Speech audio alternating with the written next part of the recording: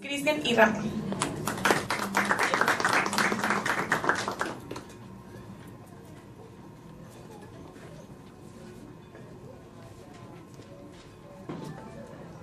Bueno, antes que nada, saludarlos a todos los presentes, agradecer la cordialidad con la que nos han atendido el Comité de Organización de la anunciada Cumbre de Comunicación Política en Cartagena de Indias, aquellos que son nativos y por qué no a los que nos visitan, un hermoso lugar, la primera vez que por lo menos tengo la oportunidad de venir.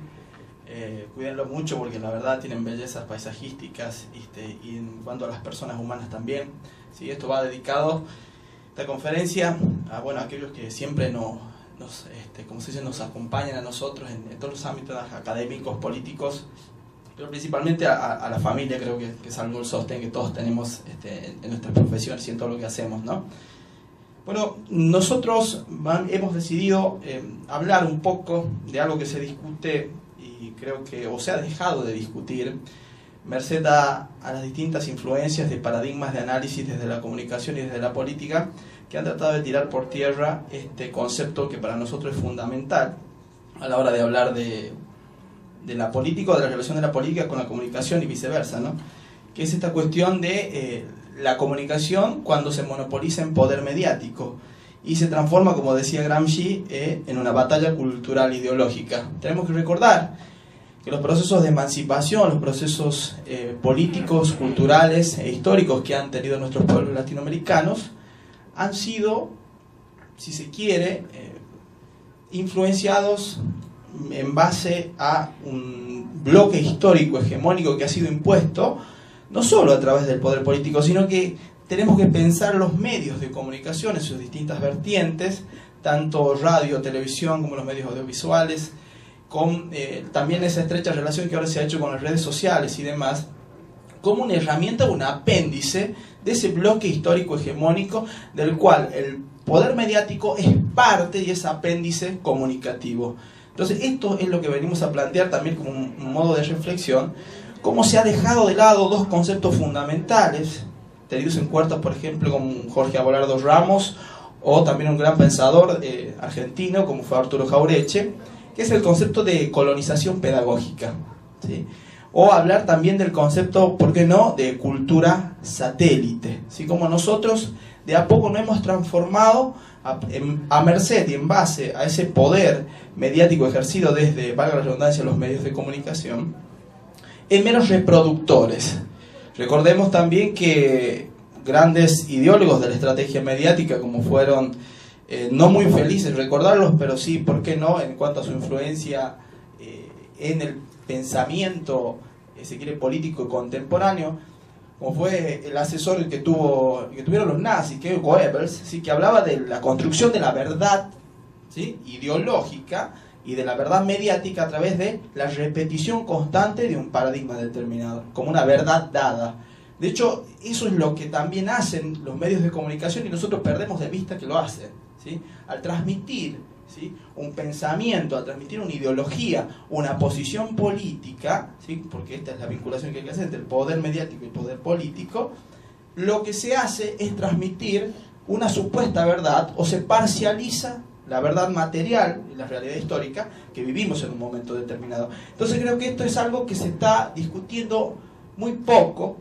Creo que se ha velado un poco la discusión también en los cenáculos académicos, producto de esa cultura, repito, satélite, que viene reproduciendo esquemas de análisis y paradigmas científicos, políticos, importados. O sea, hay algo que, esto inclusive lo deja muy en claro Manuel Ugarte: tenemos que dejar de ser en otros y pasar a ser en nosotros mismos, dejar de investigar la realidad, ¿sí? Esto tiene que ver con también un rol muy importante que tienen los centros de investigación y las instituciones del Estado que se dedican a la investigación de la faz política, y aquí esto forma parte también de la cuestión de la comunicación. Cómo nos hemos transformado en meros reproductores de esos paradigmas de análisis que lo único que hacen, valga la redundancia, es parcializar la verdad o la realidad histórica que supuestamente se intenta transmitir, ¿sí? Entonces acá tenemos que ver los medios de comunicación como esa especie de deformación que se hace de la realidad, teniendo en cuenta que los mismos también, porque esto creo que se pierde de vista, a la influencia que tienen, ¿sí?, los distintos no solo paradigmas de análisis, sino intereses. Creo que esa es la palabra clave que se está perdiendo de vista en este tipo de discusiones, ¿no? Estamos perdiendo de vista los intereses a los cuales responden los medios de comunicación. De hecho, hay una frase de Mariano Moreno, y traigo a colación también esta cuestión que me parece importante. Hoy se conmemora 7 de junio en la Argentina el Día del Periodista, ¿sí? En base a la creación de la Gaceta, que fue una gacetilla, valga la redundancia, que usó Mariano Moreno y que dio como método de transmisión de ideas en pleno proceso de emancipación de Argentina.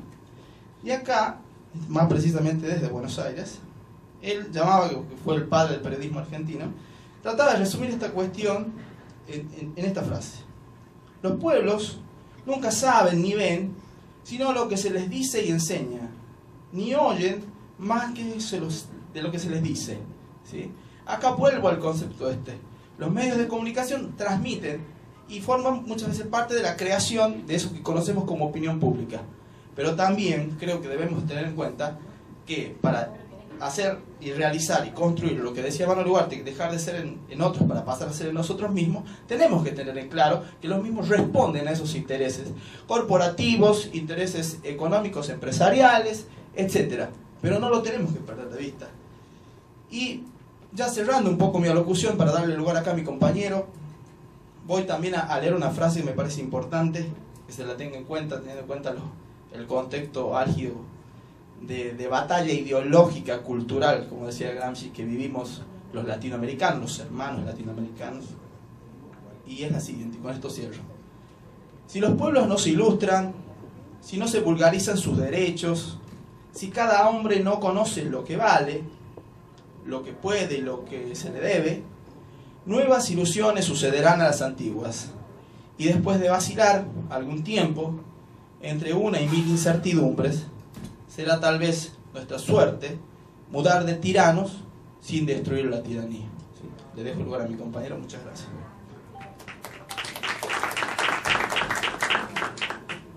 Bueno, un poco alto esto.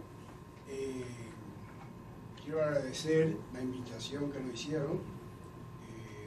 Bueno, ustedes verán que peino canas y también la barba en un color que no es el adecuado para la juventud de él.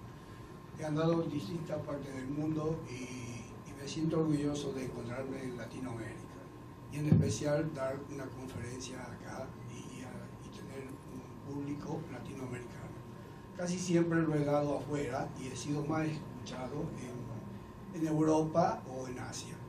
Entonces, para reforzar lo que dijo acá, que me quitó la palabra totalmente, la monopolizó, que es importante en la comunicación, es lo siguiente: cuando de pronto tenemos esos medios hegemónicos que hablan de la colonización pedagógica y cultural, hay una frase célebre que ha desarrollado Simón Rodríguez, siendo el profesor o el maestro de Simón Bolívar. Y estamos acá en la Gran Colombia, a donde se formaron esa Gran Colombia con 6 países que liberó.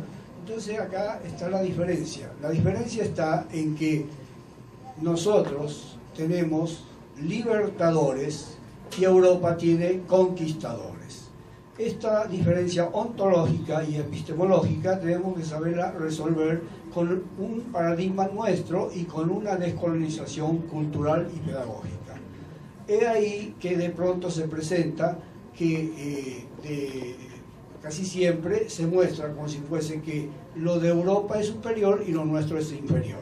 Y en la formación de nuestros estados incipientes nación, o estados-nación o nacionales, se fue configurando lo que es las distintas repúblicas o países cuando se luchó hacia una unión latinoamericana.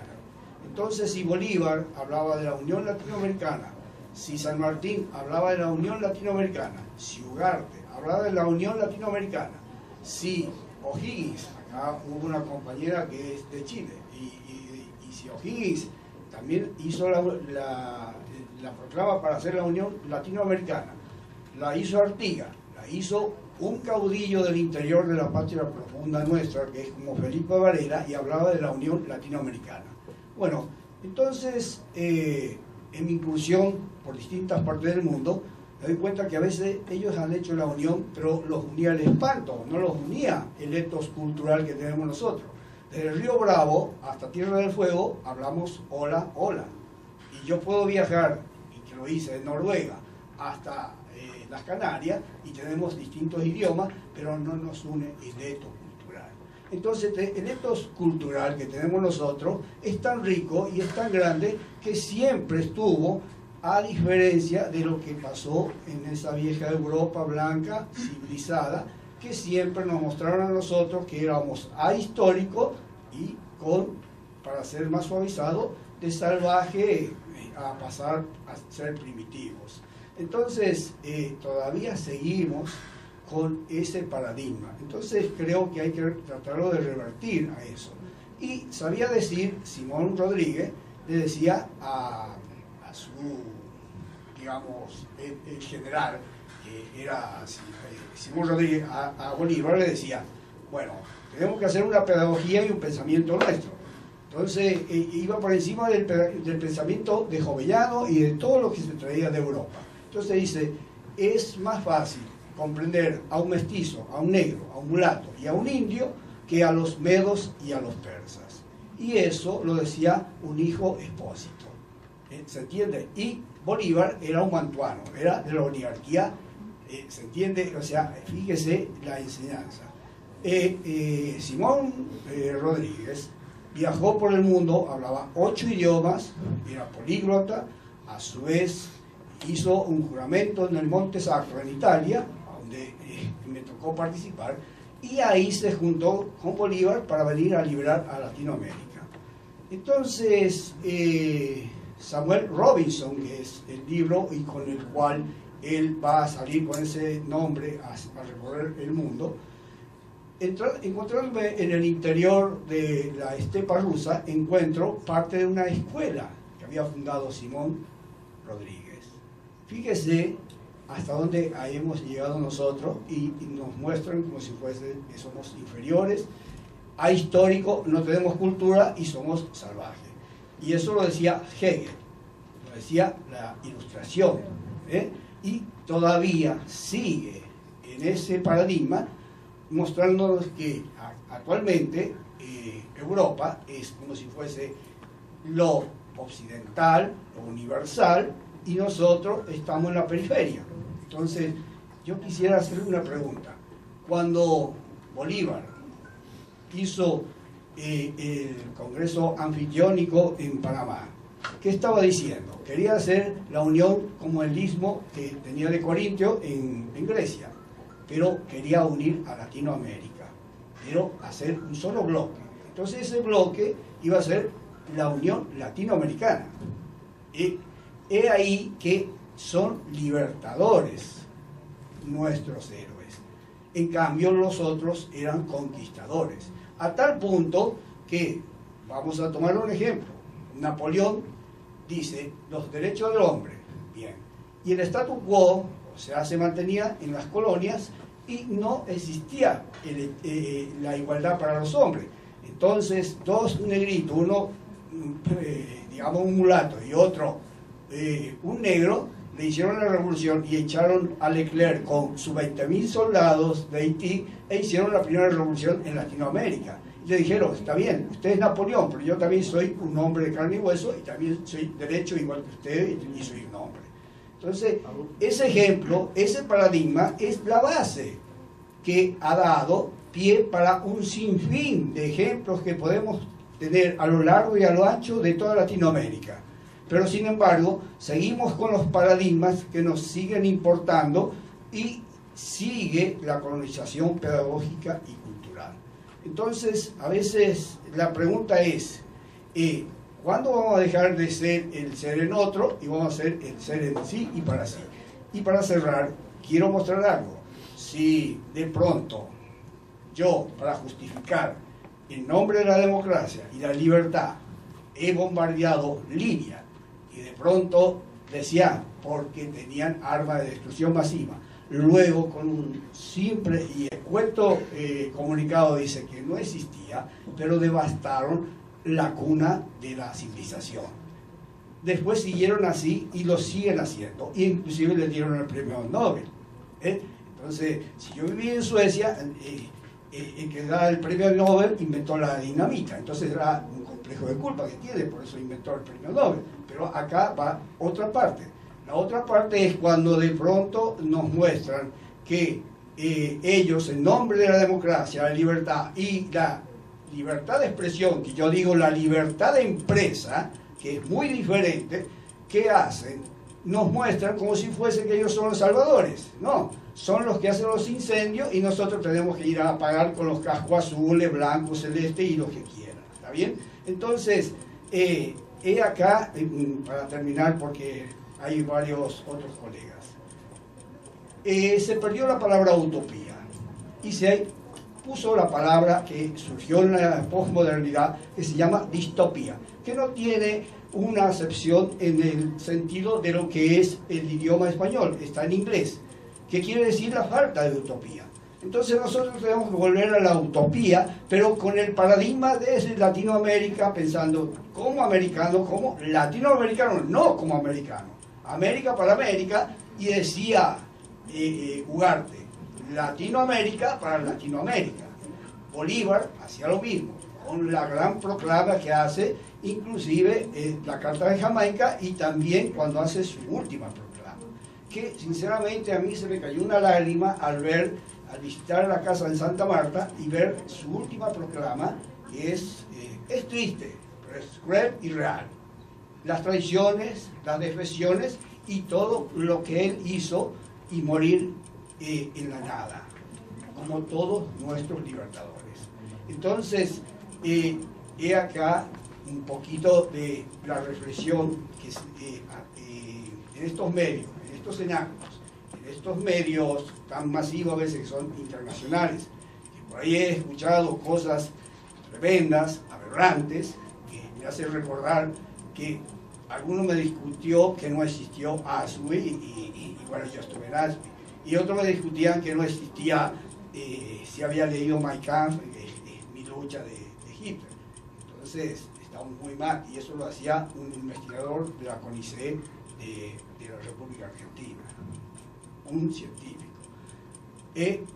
Por eso esa colonización pedagógica y cultural, pienso que es la que tenemos que empezar a sacarla, y a empezar a crear nuestras propias categorías, y a vivir nuestra propia historia, a tener la capacidad de decir, somos latinoamericanos, y crear la gran nación latinoamericana. Y acá les muestro un libro que escribimos, digamos, que tiene más de 60 años y está vigente, y lo han empezado a leer recién ahora, como cuando empezaron a leer El Capital cuando se fue a dar el crack del 2009 y después en la eurozona. Recién conocían lo que era El Capital. Bueno, ahora están conociendo este libro en toda Latinoamérica, e inclusive los españoles en todos esos movimientos pseudo-democráticos que tienen de la socialdemocracia. Nosotros tenemos que hacer lo siguiente: que desaparezca la distopía y creer en la utopía y en la gran unión latinoamericana y la gran nación latinoamericana. Muchísimas gracias.